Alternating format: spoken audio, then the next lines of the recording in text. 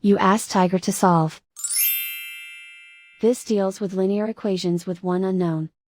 The final result is y equals 48. Let's solve it step by step. Group all constants on the right side of the equation. Subtract 4 from both sides. Simplify the arithmetic.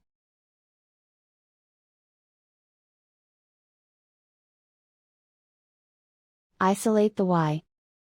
Multiply both sides by 6. Group like terms. Multiply the coefficients. Simplify the fraction. Simplify the arithmetic. And so the final result is y equals 48.